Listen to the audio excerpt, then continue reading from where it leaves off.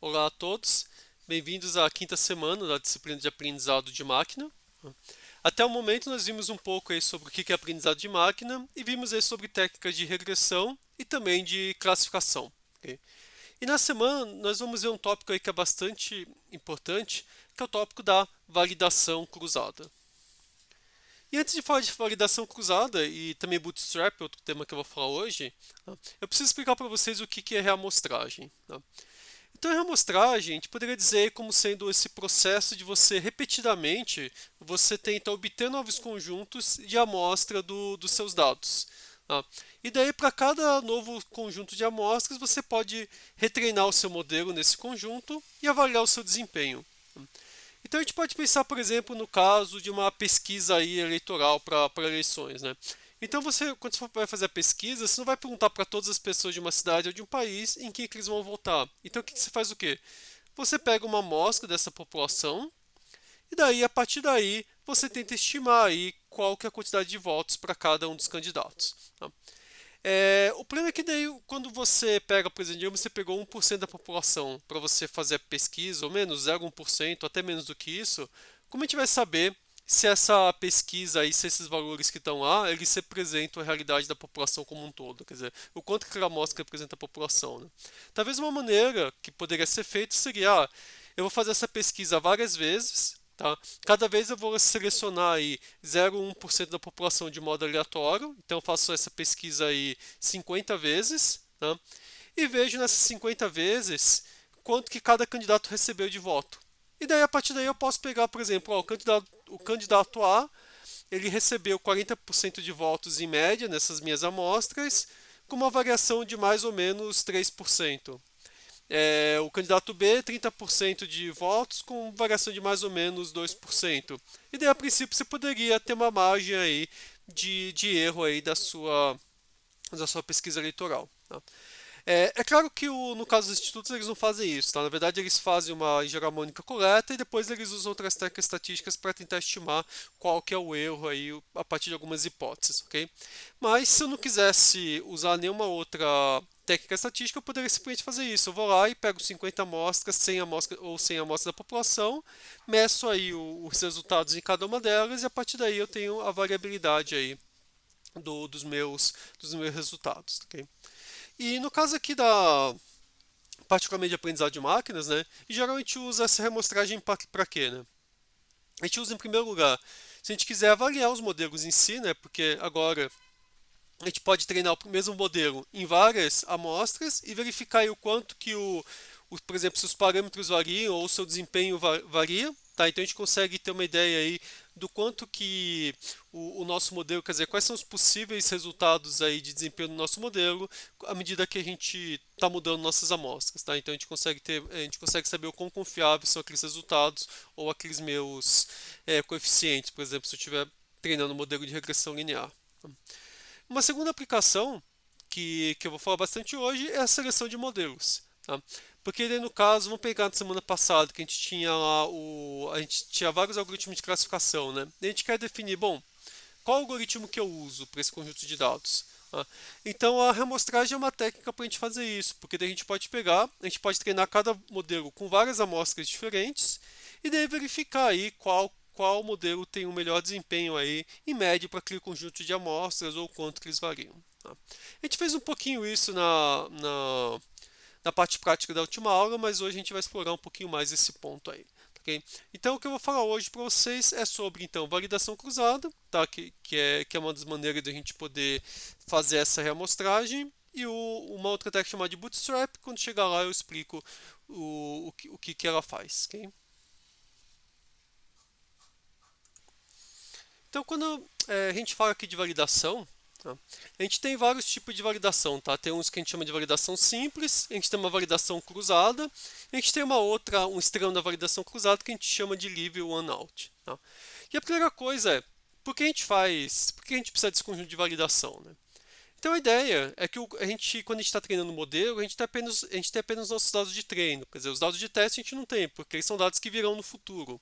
Ou uma coisa que muitas vezes o pessoal faz na área de aprendizado de máquina é pega os dados iniciais, separa o conjunto de teste, deixa lá no canto e não mexe mais daquilo lá até o final aí de todo o treinamento, né? Deixa quietinho lá. E daí o que importa é, a gente vai ter um conjunto de dados que vai ser nossos dados de treino, e a gente precisa treinar o modelo sobre esses dados e também estimar qual que vai ser o erro sobre se a gente estivesse aplicando esse modelo no conjunto de teste aí que a gente não tem. E daí é para isso que serve o conjunto de validação. Então qual que é a ideia? A gente fala o seguinte, ó, eu estou treinando meus dados nesse conjunto aqui de treino. Então, na verdade, sim, isso aqui seria o conjunto de treino, né? Eu separo esse conjunto de treino em duas partes. Uma parte é meu que eu vou usar para treinar mesmo e outra parte vai ser meus dados de validação. E daí o que eu faço? Eu treino meu modelo nesse conjunto de treino. E daí eu vou testar se ele está funcionando bem no meu conjunto de validação. Tá? Então, de novo, por que eu preciso disso?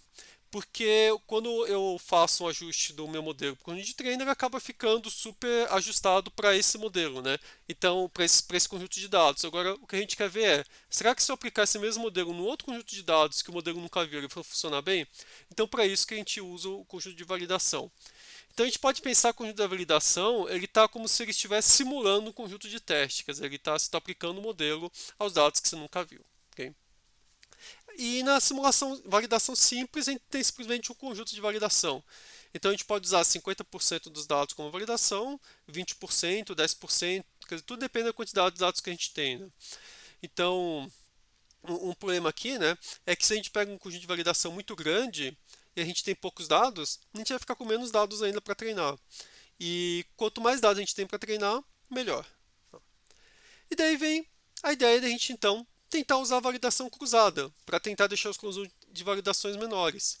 Então, o que a gente faz? A gente pode fazer o seguinte, ó, em vez de a gente pegar metade dos dados para a validação, a gente pode pegar, por exemplo, 1/5 dos dados. E daí, o que a gente faz é, a gente pega, por exemplo, o primeiro 1/5 dos dados como validação e os outros 4/5 como teste, como treino. A gente treina o modelo aqui, depois testa ele nesse conjunto de validação. Em seguida, a gente pega os próximos 20% aqui e treina o algoritmo em todo o conjunto de treino que está aqui em verde e depois testa aqui. E faz isso para todos os outros 20%. Então, no final, o que a gente vai fazer? A gente vai ter treinado o modelo 5 vezes, cada uma delas com um conjunto de treinamento ligeiramente diferente, e a gente vai testar em dados de validação diferentes. Então, e mais do que isso, no final, assim, a gente vai estar usando, se a gente for pensar, os dados da melhor maneira possível, né? Porque assim, todos os dados que eu tenho aqui do conjunto de treinamento, em algum momento, eu estou usando eles para treinar meu algoritmo, e eu também estou usando todos os meus dados para testar, como validação. Tá? E aqui não tem o problema de eu misturar treinos de dados de treino e teste, por quê? Porque cada modelo aqui, por exemplo, quando eu pego esse primeiro modelo, ele está sendo treinado só com esse em verde, então o dado em laranja não está entrando no modelo. Tá? Então eu não estou misturando treino e teste. Aqui embaixo é a mesma coisa. Tá? Eu estou treinando no verde e estou testando no laranja. Tá? E finalmente, você ainda tem mais uma vantagem de usar essa validação cruzada que qualquer.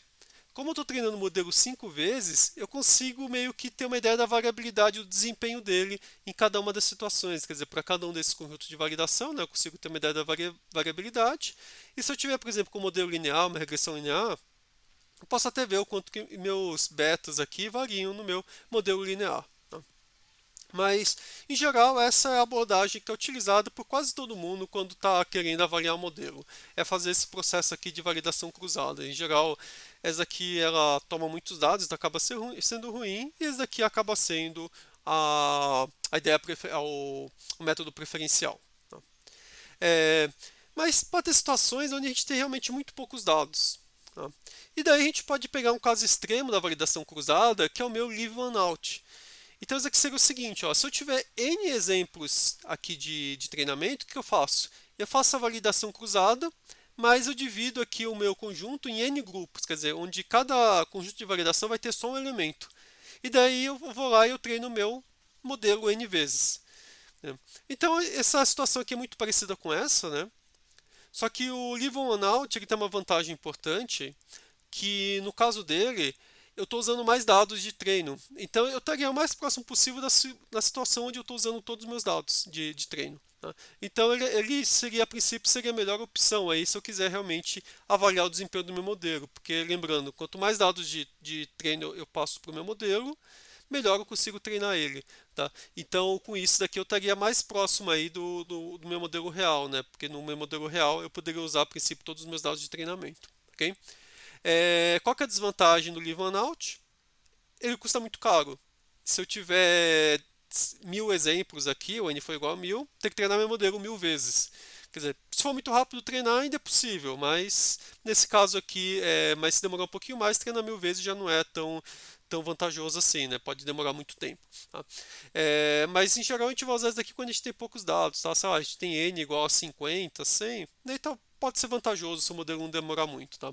Agora, se eu tiver N igual a 1000, talvez seja melhor usar aqui. Eu posso usar aqui, por exemplo, se eu usar aqui o dividir aqui por 5, né? Eu vou ficar com 800 exemplos de treino e 200 de teste. Ou posso dividir em 10 e ficar 900 de treino e 10 de teste, que também está, e desculpa, e 100 de teste, que também está razoável. Tá? Então, por isso que normalmente a gente vai usar esse método aqui, com exceção dos casos onde a gente tem muito poucos dados, daí realmente o Leave One Out acaba sendo a opção preferida aí. Mas como a gente pode usar aí os modelos para fazer estimativas, né? Como a gente pode usar a validação para fazer estimativas aí de erros?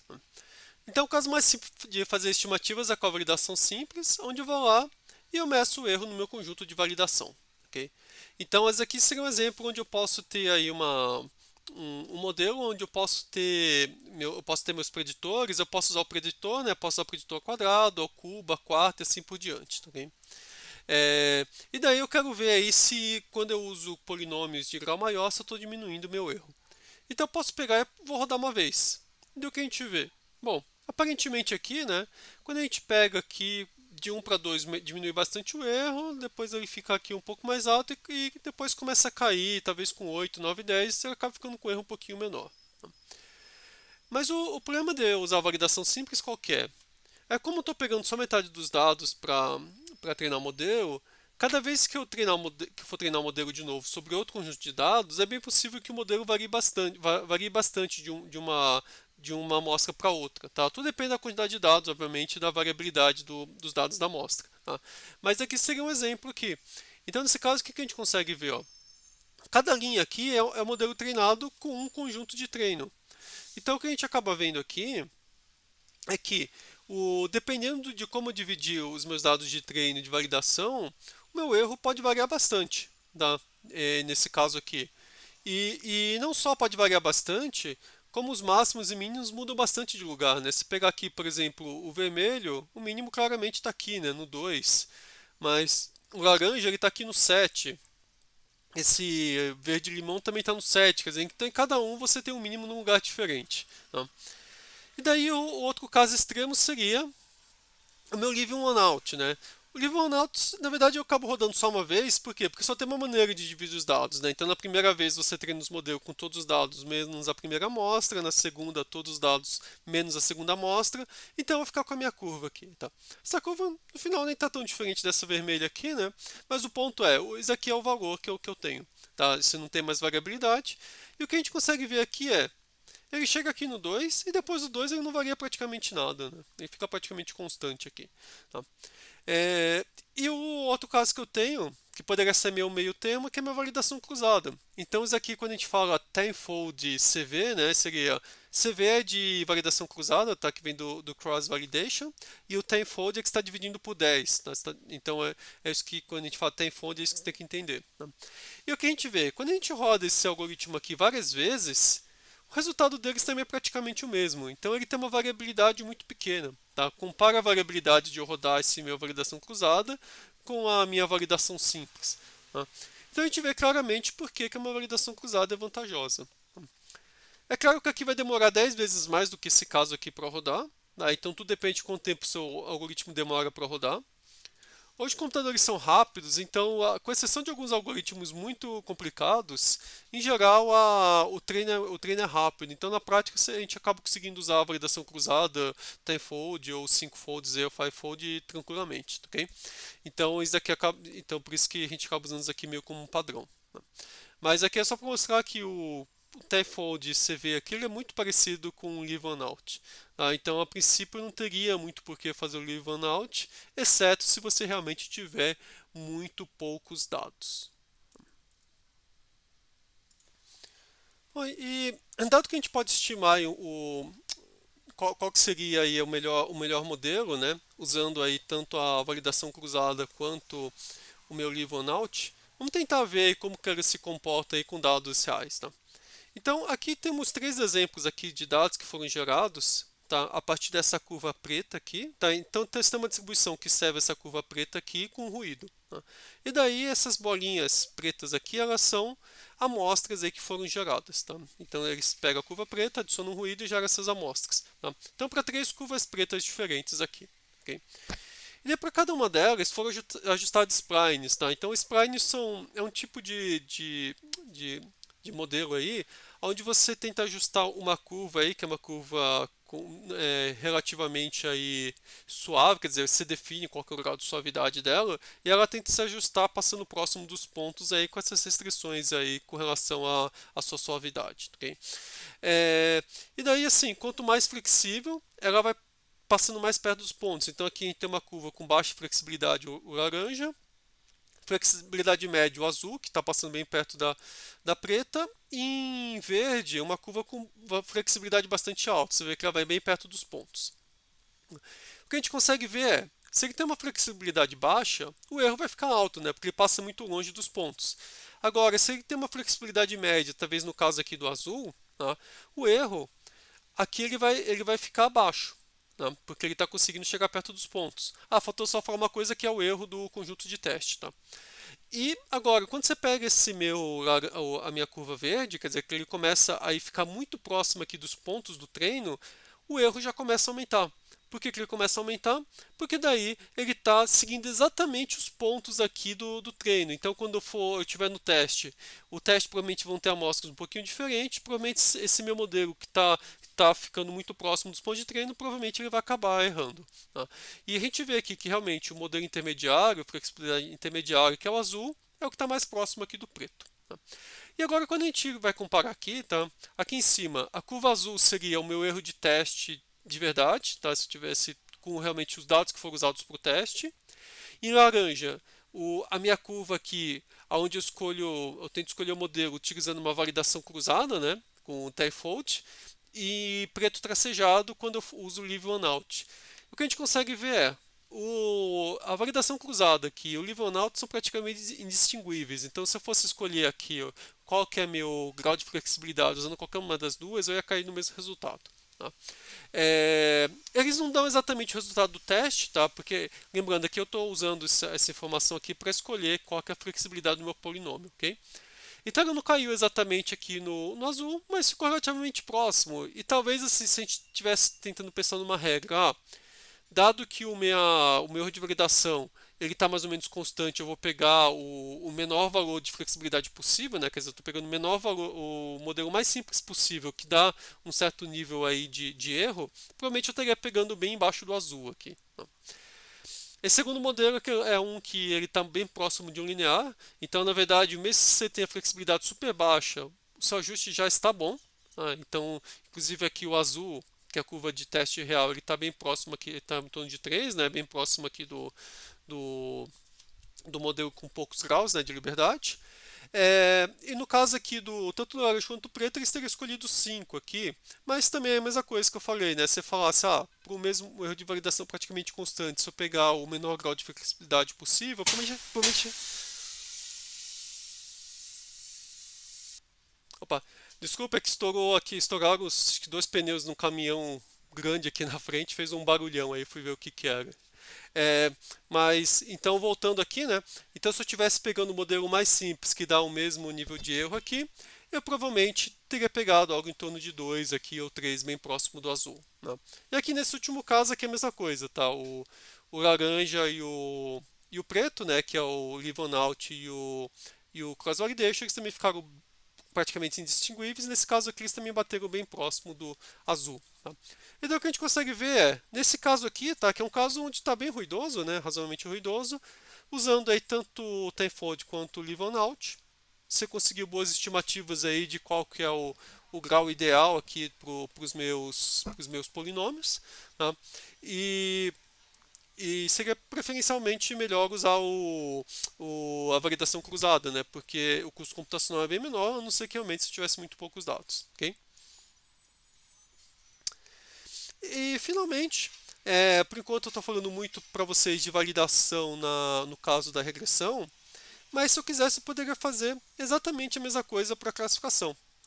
A única diferença é que no caso da classificação, ao invés de usar o meu MSE, eu utilizaria aqui a minha taxa de erros. Tá?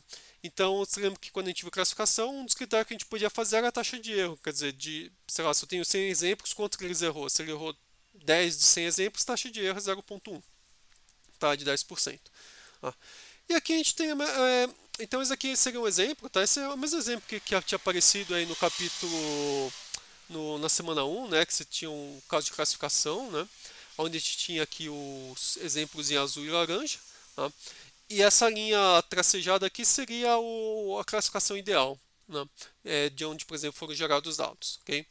Então a gente poderia usar aqui um polinômio de grau 1 para fazer a separação, um de grau 2, que daí você vê que talvez ele fique um pouquinho melhor que o de grau 1, né? Porque ele já consegue seguir um pouquinho melhor a curva.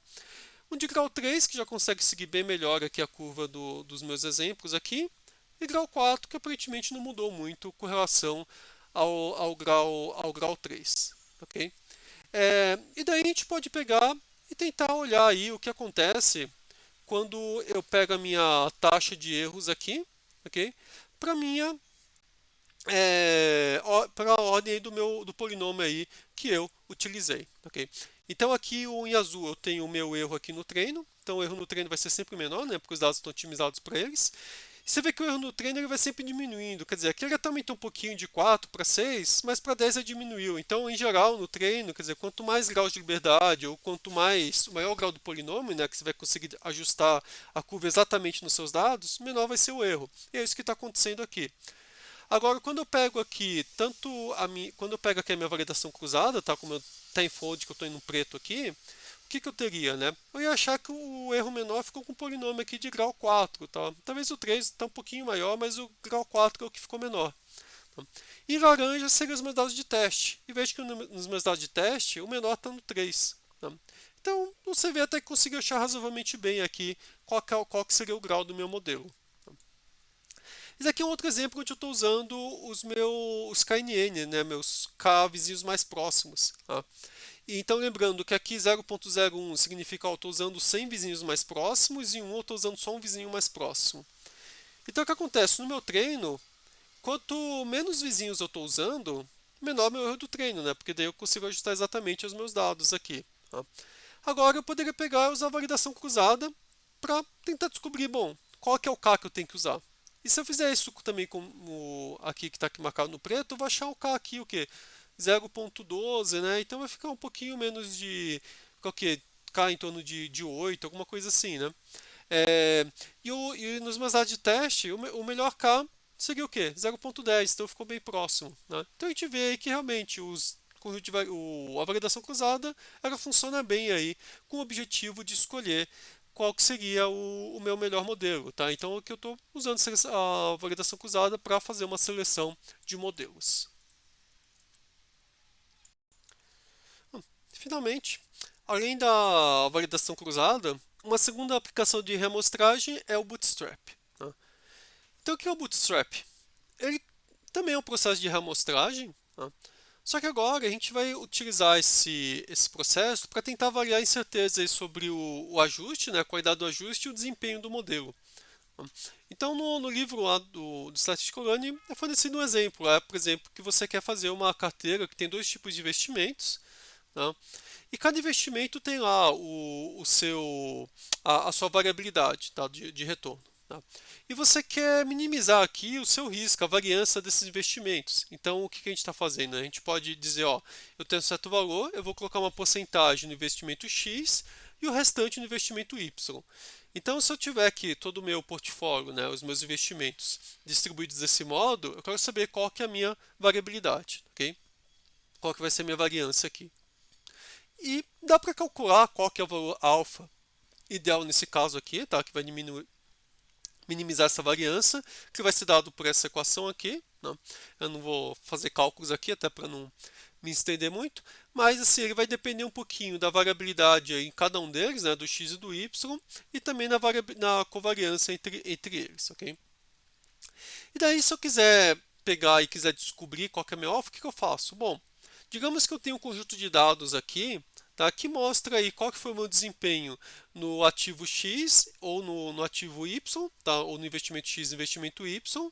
Tá, então aqui, por exemplo, seria um ponto aqui, poderia ser um mês. Tá, então teve um mês aqui que o X ele foi brevemente negativo, o Y foi bem negativo. No outro X foi zero, mas o Y foi positivo. Tá? Então, para cada mês eu vou ter aí o desempenho de cada um dos investimentos. Então, a gente vê claramente se tem uma correlação positiva entre eles, né? Então, se um está melhor, o outro está menor. Tá? E a partir daqui eu posso calcular o meu sigma do X, né? Meu desvio padrão aqui, né? No meu eixo X, o meu desvio padrão no eixo Y, e posso calcular aqui minha covariância. Okay? E daí eu acho o meu alfa.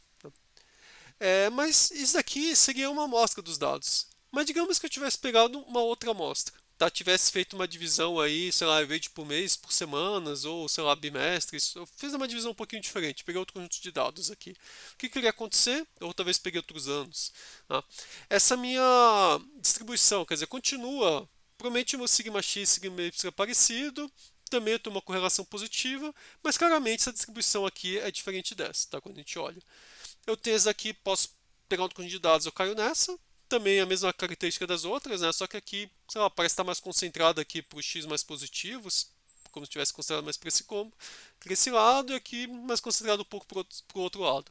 Quer dizer, mas o ponto é, para cada um desses 4 casos aqui, eu vou usar valores, eu vou encontrar valores de alfa diferentes. Tá? E aqui o que a gente está mostrando aqui seria isso. Tá? Então em laranja ele está pegando o seguinte, ó, suponha que eu estou pegando todos os meus valores de x e y, eu estou tirando novas amostras aí desse meu conjunto de x e y. E eu rodo isso várias vezes. Tá? E cada vez aqui é um ponto. Tá? Então aqui acho que foram rodados 1000 vezes. Tá? Então cada vez aqui deu um valor diferente, isso aqui no eixo x são meus alfas, e aqui é quantas vezes que apareceu cada alfa. Daí você vê que os alfas assim, eles estão centrados em torno de 0,6, mas teve vezes que o alfa ficou, sei lá, abaixo de 0,4, outros acima de 0,8. Então você tem uma variabilidade, mas ele ficou centrado aqui. Então você consegue ter uma ideia mais ou menos da sua incerteza do alfa. Tá? Então você sabe, ó, ele é 0,6, mas pode ser que ele seja 0,7, 0,5. Você tem uma variabilidade aí, talvez de 1,5 aí, de 0,15 no seu valor do alfa. Okay? Então essa seria a maneira, na verdade, a maneira ideal de calcular, né? Que é o que está em laranja. E o que é essa curva em azul aqui? É que o problema é que, em geral, tá? Quando a gente está pegando, a gente está coletando dados, em geral a gente tem só um conjunto de amostras. A gente não pode ficar gerando amostras infinitas dos nossos dados, porque a gente não tem, a gente coletou uma vez e é aquela amostra que a gente tem. Tá? Então, normalmente o que as pessoas fazem é tentar aproximar esse processo de reamostragem. Então, o que você faz? Digamos que você tem 1000 pontos na sua amostra inicial. Daí você faz o seguinte, ó, eu vou pegar 600 pontos aleatórios dessa amostra inicial e vou rodar o modelo.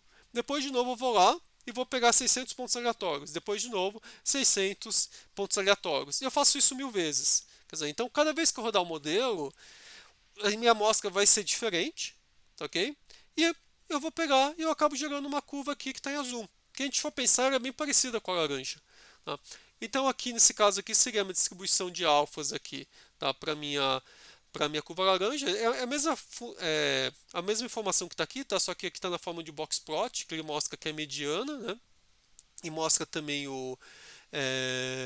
aqui os quartis e os meus desvios. Tá? Então a gente vê que a mediana fica bem próxima com os dois casos aqui, talvez os quartis também dão uma pequena diferença. Então, assim, o laranja seria o método ideal, né, de fazer, mas que não é viável fazer. E o azul seria a aproximação que a gente tem, e que a aproximação fica razoavelmente boa aí do caso real. Tá? Então, normalmente assim, quando a gente está falando de validação cruzada, que eu estava falando até agora, a validação cruzada a gente normalmente está utilizando ela para fazer seleção de modelos, né? Para a gente poder ver aí qual modelo que a gente escolhe, ou também para prever qual que vai ser o desempenho do modelo também aí no conjunto de teste, ok? Agora, o Bootstrap, a principal função dele acaba sendo eu tentar avaliar como que a como que os parâmetros do meu modelo variam aí quando eu mudo as amostras. Não quero saber assim o quanto que esses meus valores que eu encontrei, esses meus parâmetros, o quanto que eu posso confiar neles, tá? Então, se eu tivesse pegado uma amostra diferente, eles iam mudar bastante, tá? Então, o que a gente vai fazer, agora a gente vai fazer isso na parte prática, a gente vai ver um pouco dos exemplos aí com validação cruzada e com Bootstrap, e daí vocês vão poder ver um pouco da diferença aí desses dois casos, tá? E a gente vai fazer aqui tudo usando Scikit-learn, quer dizer, em algum momento eu vou acabar pegando o Stats Model também no finalzinho, mas o foco aí vai ser no Scikit-learn. Na verdade, quase toda a disciplina eu estou focando mais aí no Scikit-learn, bem? Então agora a gente vai lá pro Colab. Bom, mudando agora para o Colab, tá? Nessa aula aqui eu estou fazendo algo um pouquinho diferente do que a gente fez até agora. Eu estou deixando aí o todo o Colab já escrito, porque assim vai mais rápido, você não precisa ficar esperando eu digitar, né? E depois vocês sempre podem parar o vídeo, olhar o que está escrito aí com mais cuidado, depois acessar o próprio notebook, ok? Então aqui inicialmente eu estou importando os bibliotecas que a gente sempre importa, NumPy, Pandas, estou importando aqui o dataset do Diabetes, que foi o que a gente usou aí semana passada, na atividade da semana passada. Okay? Então isso aqui é um dataset onde é um dataset de regressão, né? A gente usa ele para tentar prever aí qual que vai ser o nível aí de diabetes da pessoa, né? A partir de um conjunto de indicadores. Tá? É, e aqui eu estou importando aqui do Scalene, né, a minha regressão linear, aqui algumas métricas aqui de desempenho, né, mean square de erro e R2 score, e também estou importando algumas coisas que a gente vai usar para validação cruzada, tá? Esse train test split aqui, que a gente já usou em outras aulas, CAFOD leave one out, é para usar a validação cruzada, que a gente acabou de ver aqui na aula, e o validação cruzada ele faz alguns cálculos de algumas métricas utilizando a validação cruzada em si. Então aqui eu vou pegar, eu vou ler aqui o conjunto de teste do diabetes. Tá? Eu vou só pegar e imprimir aqui o X e o Y, só para vocês poderem ver aqui o que eles têm, né? Então no caso da diabetes aqui eu tenho valores aqui que é o da minha idade, sexo, massa corporal, e daí tem vários outros aqui, estão descritos lá no próprio documentação do Scikit, vocês procurarem lá por pelo load diabetes lá na documentação do Scikit-learn. Tá?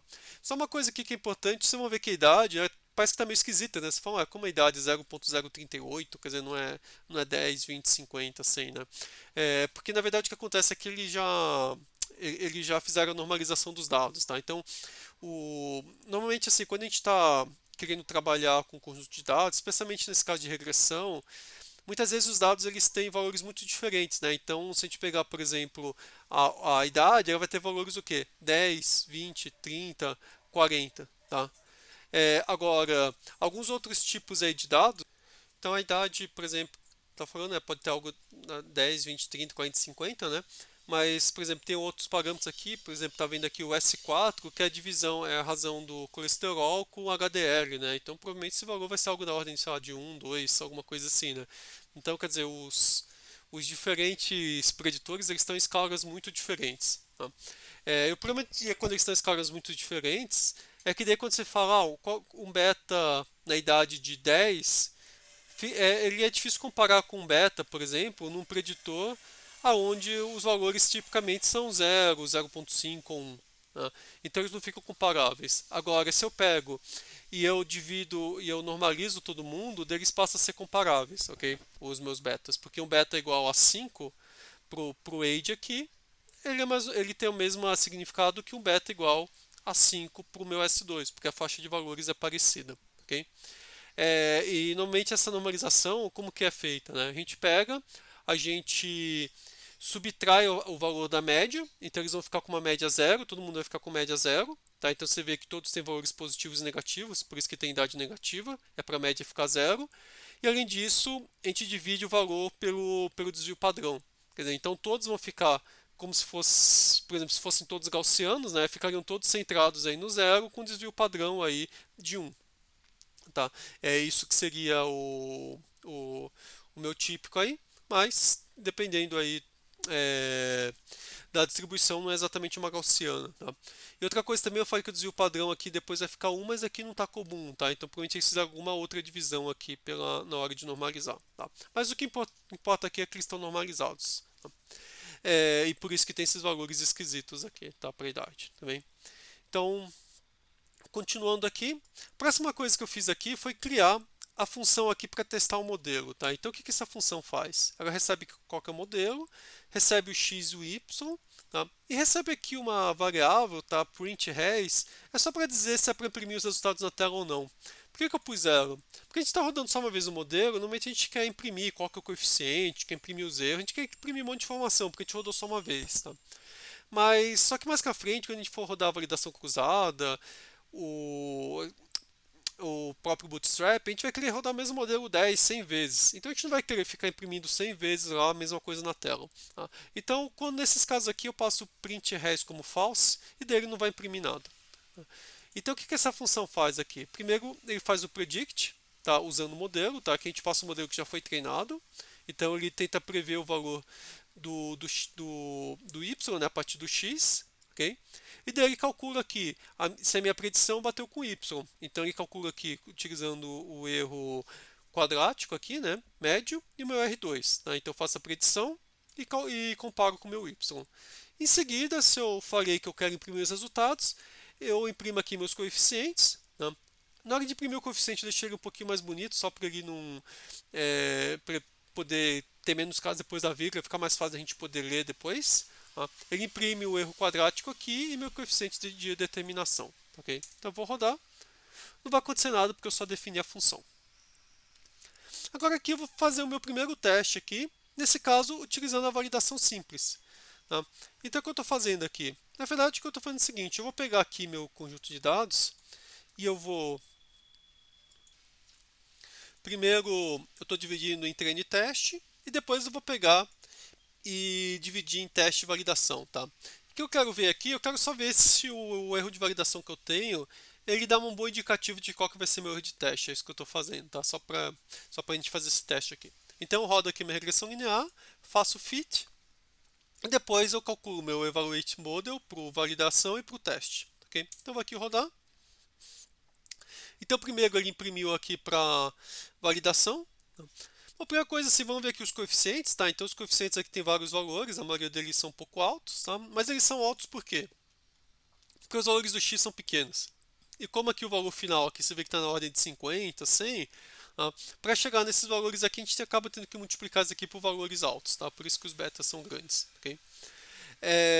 Mas uma coisa legal é que a gente consegue ter uma ideia da importância de cada variável, tá? Então, por exemplo, eles estão nessa ordem aqui, tá? Do age, sex, BMI, BP, até essa última aqui, ok?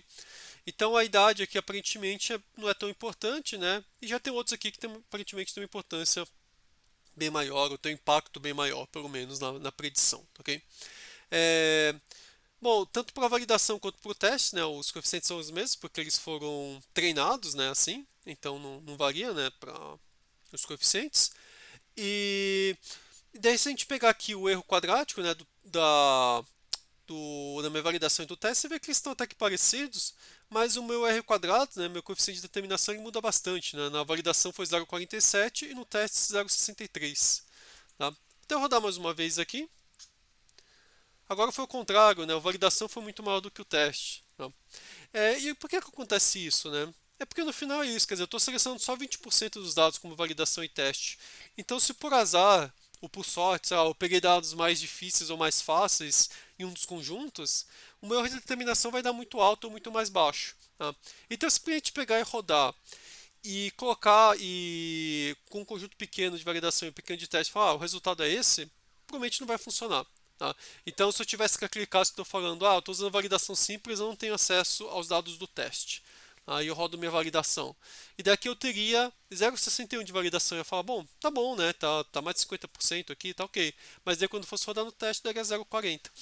Então o que a gente vê é que usar essa validação simples para tentar estimar o erro de teste, ele não funciona tão bem.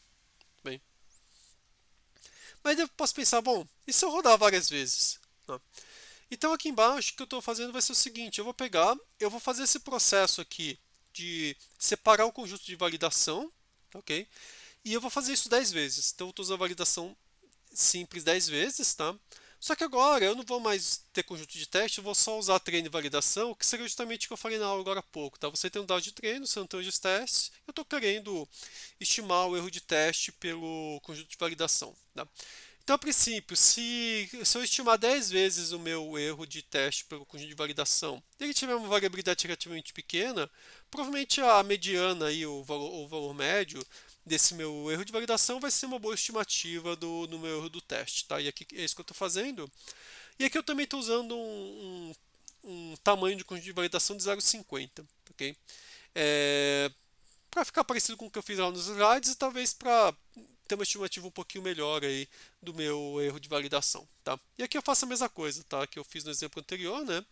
A única diferença agora é que, ó, cada vez que eu rodo esse meu evaluate model aqui, eu vou pegar e eu ponho o print res como false para ele não ficar imprimindo um monte de coisa na tela, né? E o evaluate model ele me devolve meu MSE e meu R2, né? Se eu olhar aqui em cima, ele devolve esses valores aqui. Eu não tinha usado, mas ele devolve. Então bastaria eu pegar eles. E aqui eu estou pegando. E daí, para cada vez que eu rodo, eu guardo o valor do MSE e do R2 num vetor aqui. Tá? Então eu tenho o vetor aqui. Eu guardo para o treinamento e para a validação, tanto do MSE quanto do R2. E eu guardo esses valores aqui nesses vetores aqui. Tá? Tanto o MSE quanto o R2 do treino e do validação. Tá? Na verdade, o único motivo que eu estou rodando do treino é só para mostrar que o erro de validação é maior que o de treino, mas na prática o que interessa é o de validação, tá? O de treino não interessa muito, ok? Mas aqui eu estou rodando tudo. E depois aqui embaixo o que eu vou fazer? Eu vou gerar meus plots aqui, tá? Deixa eu gerar os plots ficar mais fácil. Então eu estou gerando aqui esses plots aqui, é um gráfico de dispersão só, onde eu coloco aqui no eixo X aqui o meu erro de treino e aqui no eixo Y de validação.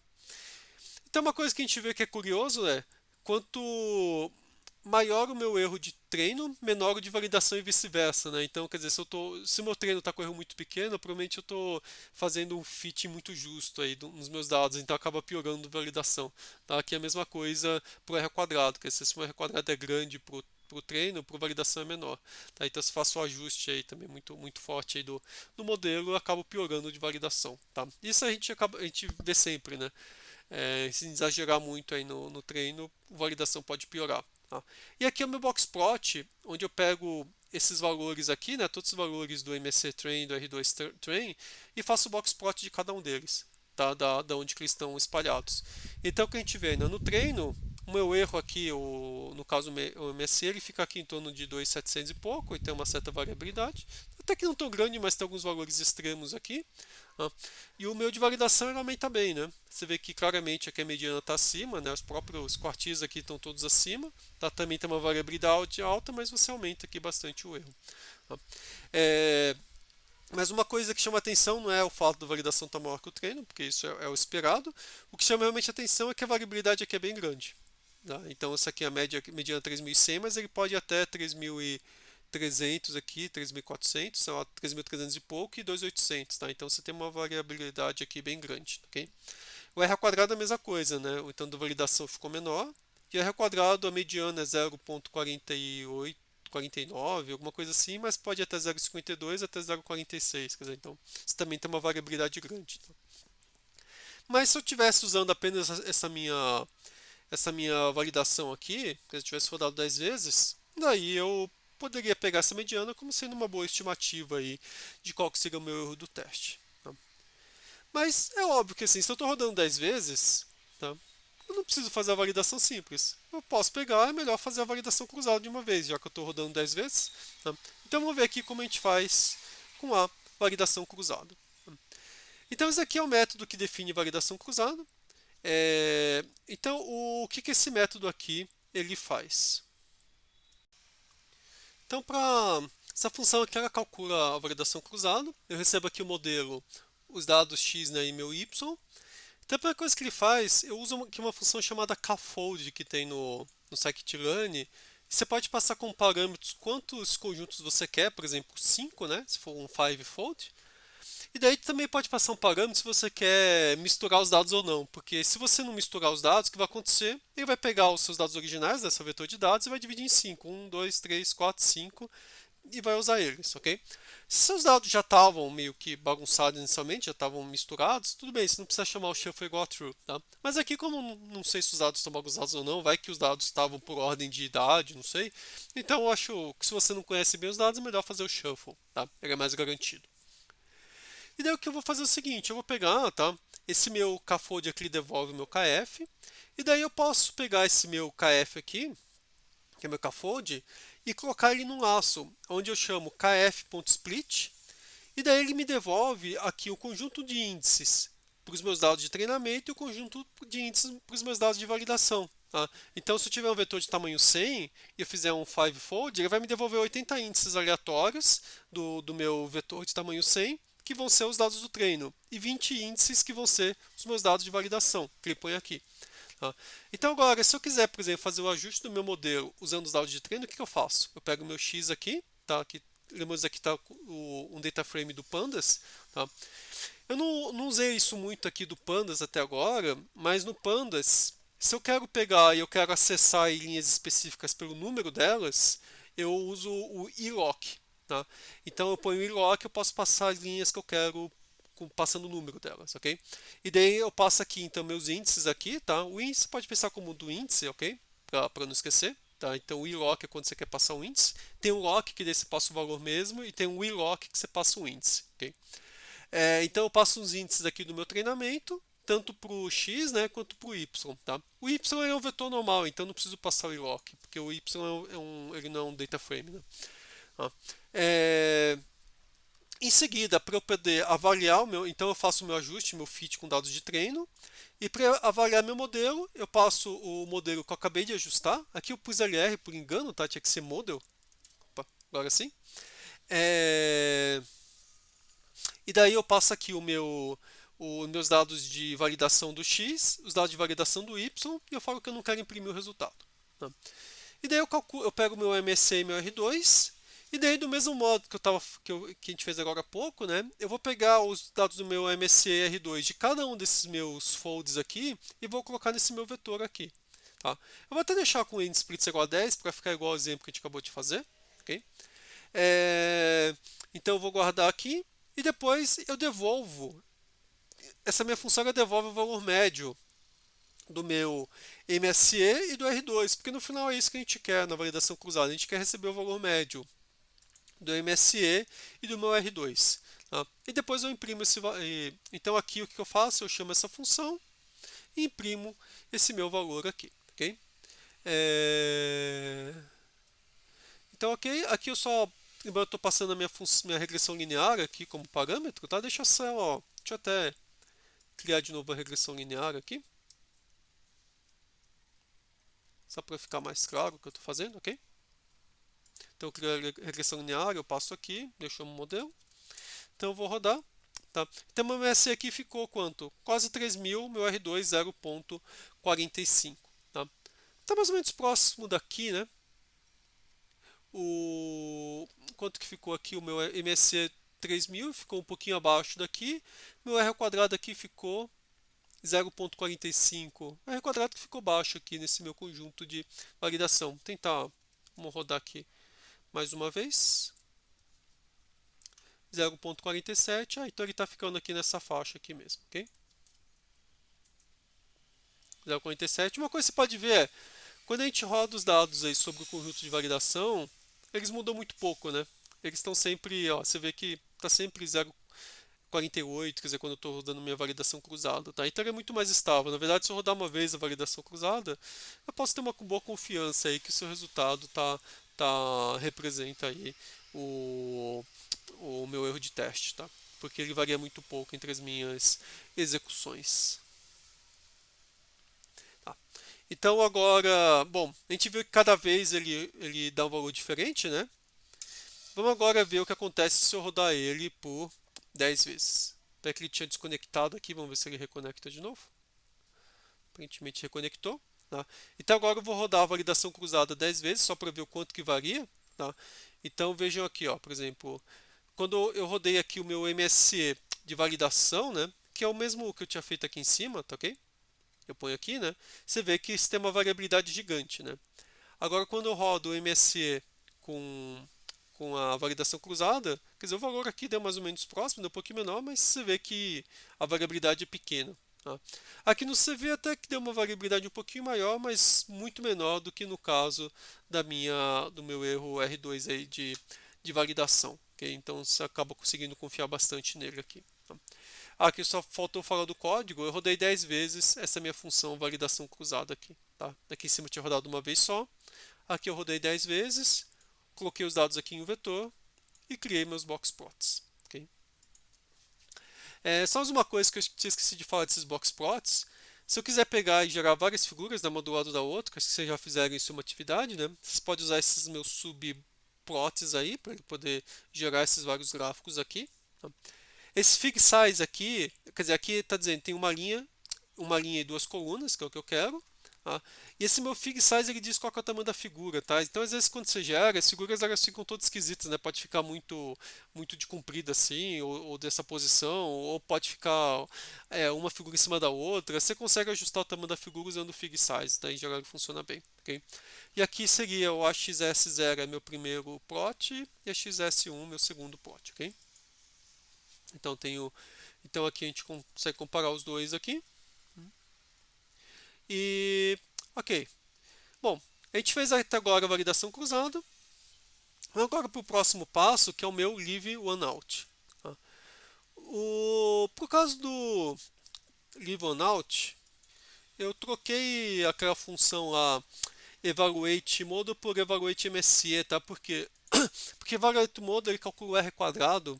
Mas o R quadrado, quando você tem só um elemento, ele não faz muito sentido, porque o R quadrado você tem que ter vários elementos para você poder calcular a variância deles, e daí você calcula o R quadrado. Se você tem só um elemento, R quadrado não faz sentido nenhum. Tá? Então, nessa função aqui, eu tirei o R quadrado e deixei só o meu R2, ok? Desculpa, eu tirei meu R quadrado e deixei só meu MSE. Tá? E daí eu fiz a minha função validação LOO, tá? Que é o leave one out. Se comparar essa função aqui com a que eu fiz aqui em cima da validação cruzada, elas são idênticas. Tá? A única diferença é que aqui embaixo, em vez de criar o cafold, eu uso uma outra classe que chama leave one out no lugar do cafold. Mas é a mesma coisa que o cafold, só que ela deixa só um fora de cada vez. E de resto é igualzinho, tá? Eu chamo LO.split em vez do cafold.split. Ele devolve meus índices do treinamento e validação. Eu faço fit. Só que agora eu só avalio o meu MSE, eu não avalio o R2, porque como eu falei, ele não faz sentido, né, para um elemento só. E eu guardo os valores, ok? E daqui faço um teste, mando ele imprimir. Tá? Então deu 3001 aqui. E aqui só uma coisa, também está errado, aqui tem que passar o model, não o LR.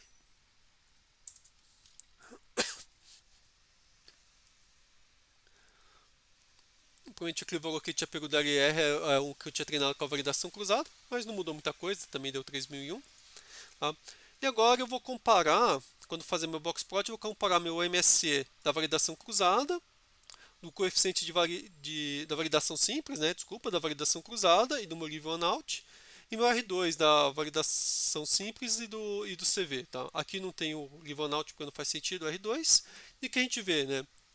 Bom, o leave one out na verdade você só roda uma vez, né? Porque você pode rodar várias vezes e sempre vai dividir o conjunto do mesmo jeito. Tá? E vejam que aqui o leave one out deu muito parecido com a mediana aqui da validação cruzada. Né? Então ele deu bem próximo aqui. Tá? E ambos deram menores do que o MSE, tá? Então, isso acontece porque o que acontece, tanto a validação cruzada quanto no leave one out, você tem muito mais exemplos de treinamento. Então, a princípio, ele consegue ajustar melhor o modelo com mais exemplos de treinamento. Tá? Aqui o R2, por que ele dá menor? Tá? Um efeito que acontece às vezes quando você está calculando R quadrado, quanto mais exemplos que você tem, você vai tender a ter um R quadrado maior, porque quando você tem mais exemplos, teoricamente a variância vai ser menor, na maioria dos casos. Tá? Então, como a variância vai embaixo no denominador, né? Então, quanto menor a variância, maior vai ser o R quadrado. Tá? Então, provavelmente por isso que o R quadrado aqui, nesse caso aqui, ele está maior, é porque eu usei aqui um 0.5. Tá? Posso até fazer um teste aqui, quer ver? Deixa eu rodar aqui com 0.2.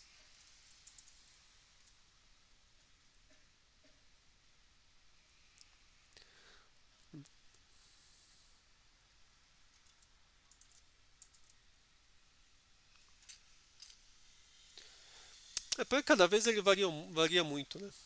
Então isso acaba sendo um problema aqui.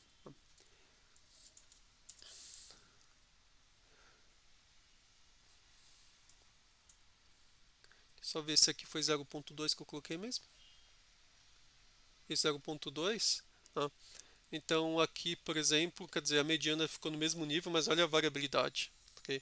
Então, é, nesse caso, assim, o que a gente consegue ver é que usar o R2 de validação aqui, tentar estimar o R2 e conjunto de validação simples, acaba não sendo uma boa ideia aí. Ok? Ah, Agora, para finalizar a parte de validação cruzada, só comentar que o Scikit ele tem uma função que faz a validação cruzada para a gente. Tá? Tudo isso que a gente fez aqui, a gente pode realizar usando uma função aqui no Scikit. Tá? Por que eu não usei isso desde o começo? Tá? Porque eu queria mostrar como que faz a validação cruzada para vocês realmente entenderem, né? Todos os passos, a gente ir lá, separar os conjuntos, tudo. Mas essa função cross-validate, o que ela faz?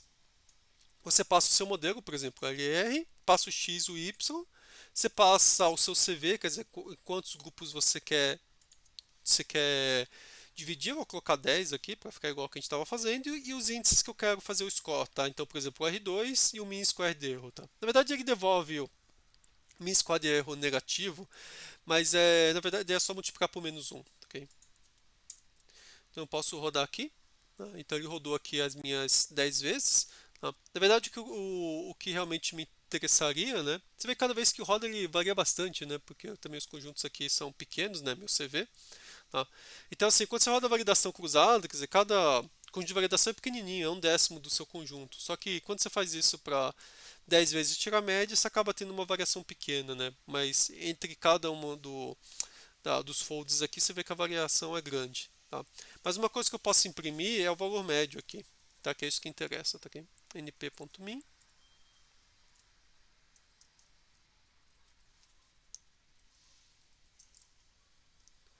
E se eu tirar aqui a média, vou rodar aqui, 0,46. Tá exatamente aqui, né? Tá mais ou menos aqui, bem próximo aqui do que eu achei aqui quando eu fiz a conta aqui. Meu ESE menos 3.000, exatamente aqui, né? Lembrando que aqui está o negativo, tá? Então deu exatamente a mesma coisa que a gente achou aqui, ok? É... Outra coisa também que dá para você fazer é o seguinte, quando a gente roda aqui, ele não faz o shuffle, então eu posso rodar várias vezes e vai dar sempre o mesmo resultado, tá? Agora, se eu quiser fazer um shuffle aí, por exemplo, eu preciso criar o meu cafold, não tem jeito. Tá? Então, daí eu crio aqui meu cafold no mesmo modo que eu fiz no exemplo de cima, né, quando a gente estava fazendo todo o passo a passo aqui, tá, com 10 splits. Só que agora no CV, em vez de passar o número de splits, eu passo o meu cafold aqui. Tá? Então agora eu posso rodar. Tá? Aqui também deixa eu imprimir aqui o valor médio, né, que é isso que interessa. Tá? Então você vê que deu um valor um pouquinho diferente. Cada vez que eu rodar, vai dar um valor diferente, mas ele acaba não variando tanto, fica sempre na mesma faixa de valores. Ok?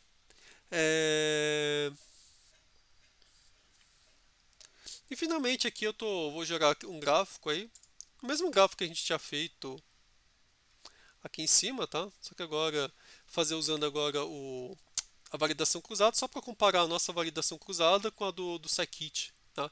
Então você vê que assim, o MSE deu igual, tá? Aqui deu um pouquinho diferente, mas também tem muita variabilidade. Provavelmente se eu rodar de novo, você acaba não mudando muito. Mas você tem uma variabilidade bem grande aqui quando você está rodando. Ah, aqui eu fiz 5, né, em vez de 10. Agora colocando com 10 ele caiu igual, tá ok? Você vê, tá vendo? Quando eu diminuí o tamanho aí do meu conjunto de validação, né? Porque quando eu passo de 5 para 10 splits, o conjunto de validação cai de 20% para 10%, né? Então você viu que o meu R2 caiu, né? Ele estava aqui em cima e caiu aqui para baixo.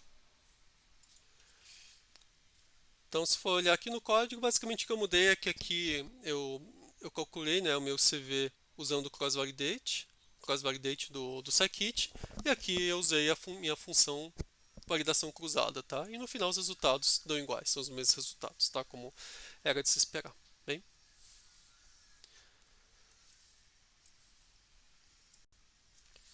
E finalmente vamos agora para o Bootstrap, que é o caso que eu falei que a gente usa quando a gente quer determinar aí a variabilidade dos coeficientes, né? Então, qual que é a ideia aqui? É que quando eu fazer o Bootstrap, eu vou gerar diferentes amostras aí dos meus dados para ver como que ficam os meus coeficientes nesse caso aqui. Tá? Então, eu tenho aqui no meu... eu vou ter um laço que executa 100 vezes. Em cada vez, aqui eu vou pegar 80% dos dados aqui, utilizando o meu Train Test Split. Tá? 80% dos dados para treino e 20% dos dados vão ficar como se fossem meus dados de validação. Okay? Mas, na verdade, eu só vou olhar para os dados de treino. Tá? Então, o que eu vou fazer? Para cada um desses casos aqui, eu vou rodar a regressão linear, vou fazer o fit aqui dos meus dados, depois eu vou pegar os meus coeficientes que vem aqui no LRM como .coef e vou guardar aqui nessa minha lista aqui, nessa minha matriz, ok? Então, cada vez que eu rodar essa minha regressão linear, ele vai me dar um conjunto de coeficientes para o meu age, para o meu sex, para o meu BMI, etc. Ele vai me dar toda aquela lista de coeficientes, né, que a gente tinha visto, né, anteriormente. Tá? Então, só para pegar aqui. Então, cada vez que eu rodo aqui, ele me devolve essa lista de coeficientes. Então, para cada vez que eu executar aqui o meu modelo, dentro desse laço aqui, tá? Eu vou gerar essa lista de coeficientes e vou guardar aqui. Tá? E depois eu vou gerar um box plot a partir desses meus coeficientes. Então, é isso que eu vou fazer. Pegar. Tá? Então, o que a gente consegue ver? Né? Alguns coeficientes, como o da idade, ele fica mediano em zero e varia aqui bem próximo do zero. Né? Não é zero, mas é bem próximo do zero. O sexo ele já fica mais para baixo aqui, tem uma variabilidade não tão grande. O BMI também com uma variabilidade não muito grande, mas também um valor alto aqui também. Então, assim, uma coisa que a gente consegue, provavelmente a gente pode dizer, ó, o sexo, BMI e BP, eles claramente são diferentes de zero. Né? Por quê? Eles sempre dão diferente de zero com uma variabilidade pequena. Agora o age não, né? O age está muito próximo de zero, né? Então é difícil saber se ele é diferente de zero. Okay? Quando a gente pegar agora, por exemplo, S2, S3, S4, S6, eles estão diferentes de zero, só que quando você olha para a barra de erro deles, eles chegam também no zero. Então, muitas vezes é difícil saber se eles são realmente diferentes de zero ou se eles deram valores diferentes de zero por sorte. Tá? Mas se a gente pegar o S6 não, o S5, desculpa, claramente é diferente de zero. Tá?